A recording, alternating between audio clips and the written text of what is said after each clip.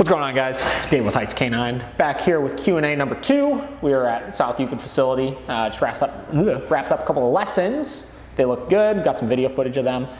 Really excited on some of the new content we're putting out here. Getting some really quality video, audio stuff to share with you guys. Just trying to document a little bit more of the process. And yeah, we're gonna get right into some questions because we have about 20 minutes until my next lesson shows up. So with that being said, first question. We adopted a female dog that has serious anxiety issues. What are steps we could take to help her not be so anxious, nervous about anything? Okay. So anxiety, very, very common thing that we deal with all the time. We see tons and tons of dogs come in with anxiety related issues, and it's honestly one of probably the most tricky behavioral issues to work through because the anxiety can be rooted from so many different things, right? We have separation anxiety, we have confinement anxiety, we have dogs with just social anxiety when they're in social situations with other people or other dogs, or environmental anxiety, right? You take them to a new place, they start getting anxious, stuff like that. So first things first, we need to be able to figure out where is this anxiety coming from, what type of anxiety are we dealing with. I've made a couple of posts about this you guys could kind of dig up and figure out. So with anxiety, depending on what type we're dealing with, a lot of times what we're dealing with is a dog that is waiting for some sort of information, right? That information could be from us communicating what something is, or anxiety coming from waiting to see if we're going to handle a certain situation in the environment. It could be anything, right? So the first thing you need to do is you need to figure that out. You need to get to a place where the dog understands that we're controlling the environment, right? They have no reason to be anxious. They have no reason to worry about this person over here, or this dog over here, or, you know, thunderstorms or whatever it may be, because we're going to give them clear instructions of what to do when those things are happening, right? So make sure that you have a means of telling the dog yes and a way of telling the dog no. That comes through just basic foundational training, making sure we're conditioning in a negative marker by communicating with the dogs things that we don't want to do, and making sure we're using that when the dog's getting anxious, right? A common misconception is that you can't correct an anxious dog. That's absolutely not true. When the dog is being anxious, it's no different than if they were happy about something, or scared of something, or acting aggressively towards something. There's an impulse degree of things, right? So address the impulse. Whatever they're anxious of, are they trying to get away from it, or are they trying to get towards it? And whichever of those two things you're dealing with, address that impulse that they're having. Give them something very, very specific that you want them to do, whether it's not move away, not move towards, so on and so on. In addition to that, obviously we need to show the dog that we're controlling the environment, right? So if our dog is anxious of new people or new dogs or whatever it may be, we have to start showing them that we have their back, right? A lot of dogs get anxious when people are trying to constantly come into their space, or letting dogs meet them on leash, or whatever it may be, right? So we need to show them we're going to advocate for them in those situations also. If they're scared of new people, make sure that when you're out on the walk, nobody's going and interacting with them. If they're scared of other dogs, make sure that no dogs are coming into their space and stressing them out. And the more our dog sees us doing those things and telling them, control that impulse, I don't want you doing that, and giving corrections for those things, the more they're going to start looking to us when they get anxious and not worrying and fixating so much on whatever it is that's making them anxious. So it's a very broad question. Like I said, anxiety could be a lot of different things. You got to figure out those things, and that's where you would start with that stuff. So next question. I've read that sniffing is good mental stimulation for dogs. I want to let my dog sniff, but I feel like he is really just searching for something to eat, even if it is not even edible. He gets really bad upset stomachs from this in an emergency vet visit. I'm so nervous now that I don't let him sniff much anymore. Any thoughts? Again, another somewhat broad question, but keep in mind that yes, though sniffing may be stimulating to the dog, right? It creates excitement, stuff like that. A lot of times when the dog is sniffing, they're in autopilot, right? If your dog's out on the walk and they're like, you know, all over the place, stuff like that, they're not thinking, right? They're just acting on impulses that they don't have in those situations. So you know it's even more mentally stimulating than sniffing around? Your dog paying attention to you on the walk, giving you 100% undivided attention. So what we need to be doing is we need to make sure that we're giving them a more healthy means of wearing out that mental stimulation, right? We want to make sure that we're telling them focus on this, focus on me out on the walk right now, and don't worry so much about all those other things going on, because they're gonna be more drained from that than being an autopilot sniffing around, and it's healthier. If you've already had an emergency trip visit to the vet, there's absolutely no reason why the dog needs to be sniffing around and trying to pick things up. So how do we get the dog to follow on us? How do we get the dog to wear out that mental energy by staying focused on us? Well, first and foremost, we need to communicate the things that we don't want the dog to be doing, which is, in this case, sniffing and picking things up off of the ground. In addition to that, we need to work on teaching the dog to walk behind us. I have a video on that on my YouTube page that you guys could watch. I use a remote collar for it.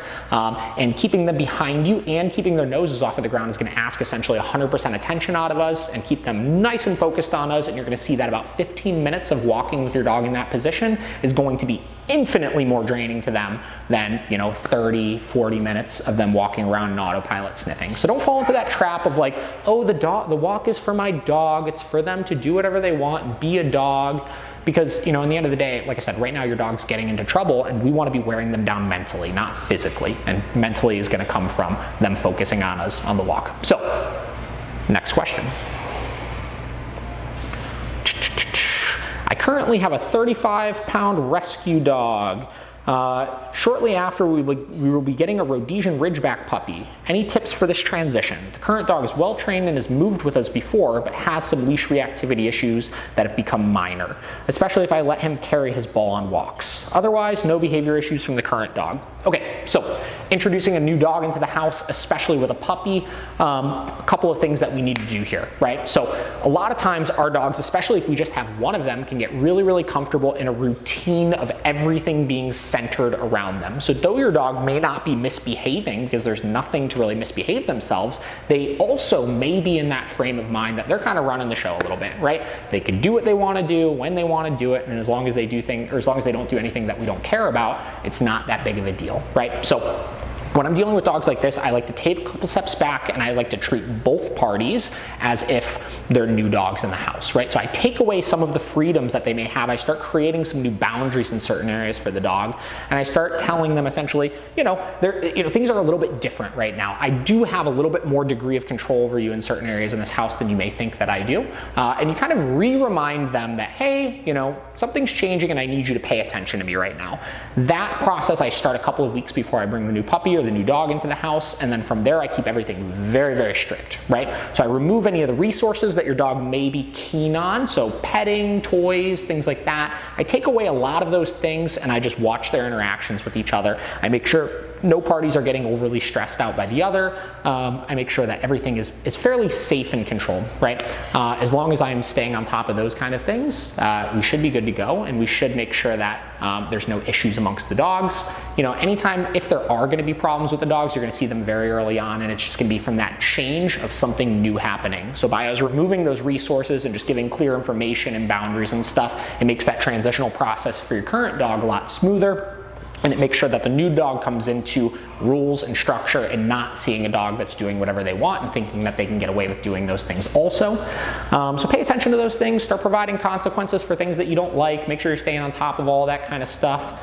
And as long as you do that, you shouldn't run into issues. Make sure you're advocating for both parties, right? So if your current dog is getting stressed out by the puppy or vice versa, if they're getting pushy towards each other, make sure you're communicating not to do those things through consequences as well. And you're going to get both dogs starting to look to you as the leader in those situations, and they're going to start looking to you as somebody that's going to give them that direction that they need. So, hope that helps. Next question. On walks, my small dog sometimes barks at people walking by, but other times he won't. I used to think this was men specifically, but now it seems to be random. What gives? How can I help him? So stuff on the walk. A lot of times when we're dealing with things like this, we're dealing with a dog that already is out of tune on the walk, right? So the dog is probably simply seeing that leash as a restraint. The dog is probably, running into a lot of problems where they're just dragging you around, and if that leash wasn't there, they would be gone, right? So we need to neutralize neutralize the leash first. We need to make sure the dog is learning how to walk properly behind us on the walk, and making sure that they're running into, looking to us as somebody that's going to be giving proper direction out on that walk. Again, I have a video on teaching that using an e-collar. If we're addressing the leash as the issue and we remove that and we get the dog following nicely with us, you should see a lot of that reactivity go away. And then we have to address the other part of things, which is the fact that the dog is stressed out by people. So are you allowing a lot of people to pet your dog out on the walk? Are you allowing your dog to go sniff a lot of people? Are you putting the dog in a position where they're able to decide what's okay, what's not okay, you know, so on, as opposed to you telling the dog, this is okay, this isn't okay, so on, right? So address that first. Make sure you're teaching that dog to walk behind you. Make sure you're providing consequences for the dog not minding their own business out on the walk, trying to go greet everybody they see or bark at everybody they see. You can use a tool called a pet corrector for that and condition in a no marker with it. Pet corrector is just compressed air. You use it to interrupt behaviors. And like I said, we want to make the things that are scary less scary. So people, if they're constantly going up to them and getting nervous of them, or people are constantly coming into their space and they're getting nervous by that, we want to neutralize that and remove that from being a trigger. And if they're getting excited and reacting out of excitement, whether they're trying to greet people or whatever it may be, we want to tell them not to do that also. So exciting things less exciting, scary things less scary. If we're addressing both parts of that, we should be good to go. Same deal. All right, next question.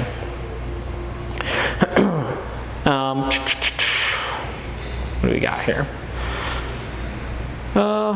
My puppy, 12 weeks, won't stop messing in his crate. It's not a I need to go to the bathroom thing. I think it's a behavioral issue. I'll make sure that he does both. If I put him in the crate, even for only an hour, there's a mess. Okay, so if he's only in there for an hour and he's doing it, he's likely getting himself overly adrenalized. So a couple of things here you need to figure out. How old is the dog? If it's a very young puppy, if it's an 8 to 10 week old puppy, it may be something where you're overfeeding. If he's already eliminating outside and when he gets in the crate, he's having issues with it still, maybe you can cut back on the food in the morning. I've recommended this a couple of times. If you're confirming they're going, well, there's still stuff in there to come out, obviously, right? So what I would recommend doing is I would recommend cutting the food in the morning. So if you're feeding once in the morning, once in the evening, take that portion in the morning that you're feeding, cut it in half, add that second half to the evening so that there's less in the dog's system before they go into the crate. Begin managing the water and not having total free access to it at all times, right? And just making sure we have less in their system for them to get out. In addition to that, make sure the crate is small enough where if they do eliminate in it, they're kind of stuck laying in it, right? It's self-reinforcing at that point where if they go, it's something they don't like. The dog should only be able to get up and spin around and that's it. A lot of people put puppies in way, way, way too big of crates and they run into problems because of that, because the dog can go on one side and then lay on the other side and it just not be a big deal. And that's an easy alternative, right? Why would they wait if they can get away with doing that? So make that crate as small as you can. And then in addition to that, if you have an older dog, if the dog is over like 6 months old, which is still kind of a puppy, but at that point they're kind of growing into adolescence and they're having confinement or separation anxiety issues, you're going to want to address those things. Sometimes the dog just getting themselves worked up in the crate can create problems in itself as well. So a couple of ways that I would address that is if the dog's barking a lot in the crate, you can utilize a tool called a bark collar if you want to. It can help interrupt that cycle and keep them a little bit more calm in the crate. You can use an e-collar for it, you can use a pet corrector for it. In addition to that, making sure we're not creating excitement when we get home. So when you go to let the dog out of the crate or before you go to put the dog in, about 20 minutes before, 20 minutes after, enforce no touch, no talk, no eye contact. That can help keep the dog in a little bit more chill of a state of mind and ultimately help reduce some of those arousal issues in the crate. So address those things, see what you get, and let me know how that works. All right, we're gonna do one last question here.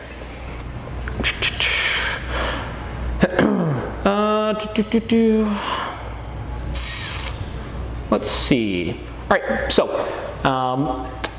what's a good tip for a dog that's fearful just of men specifically? All right, so you already know the trigger, right? Men are the trigger for this dog. They get nervous in the presence of them, whatever it may be.